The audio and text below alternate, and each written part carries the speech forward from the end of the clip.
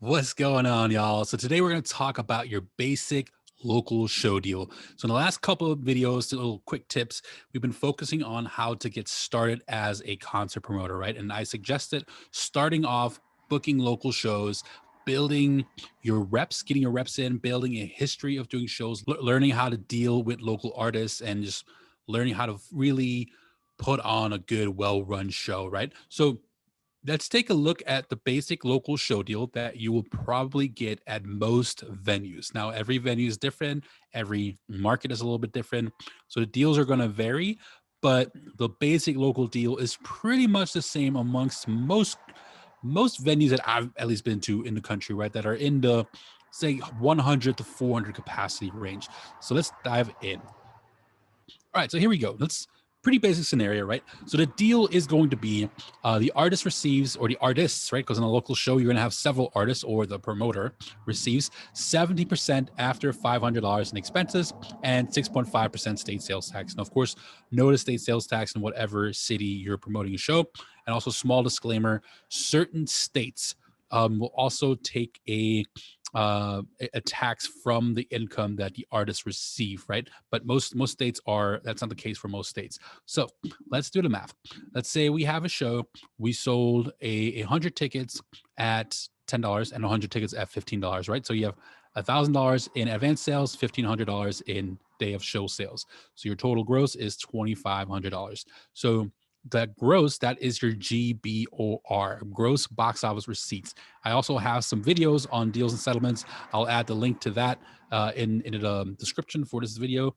It's a link to my blog where I go over the 5 main deal types that you'll come across in the major scale, like on a touring level, right? When they'll break down some of these terms, GBR, NBOR, and also all those other things. Now, we have our gross box office receipts, right? $2,500. Deal is 70% after $500 in expenses and 6.5% state sales tax. Our expenses break down as follows: 100 is for the box office or the door person, 200 for production, 200 for security. So that gives us $500 total, right? So the first thing we got to do is deduct sales tax.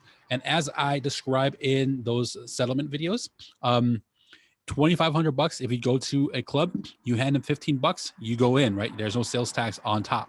So for most club scenarios, that's going to be the case. So what that means is not that they're not paying sales tax or that the customer is not paying sales tax. The sales tax is included in that ticket. So instead of taking the ticket price and multiplying to get the sales tax number, you do the inverse, right? So you divide.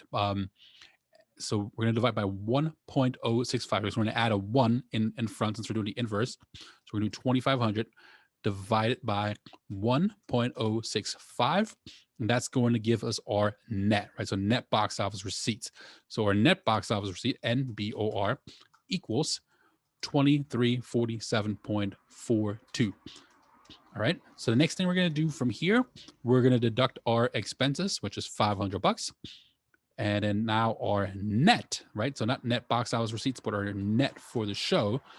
Very important if you had like a net deal, right? So if you have a guarantee versus a net, which is one of the 5 main deal types, you'll see that's when knowing what the net is always important. But the net is usually the amount that's left over after expenses. So now we're going to calculate the artist percentage. So the artists are getting 70% of this, which means $1,293 and let's call it 19 cents is going to the artists, right?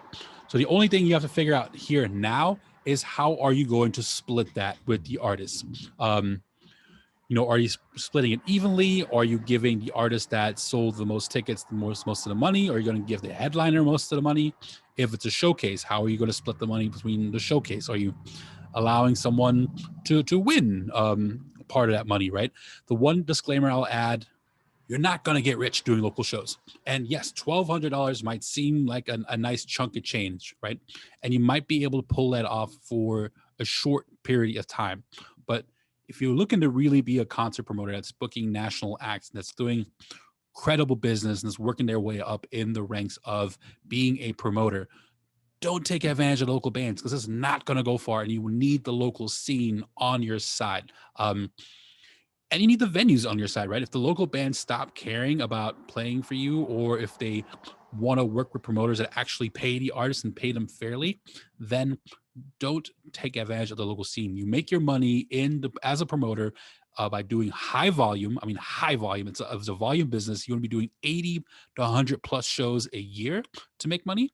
And you also want the net after all of your shows, of course, being in the positive, right? So doing that high volume of shows, you're going to have shows that make money. You're going to have shows that lose money.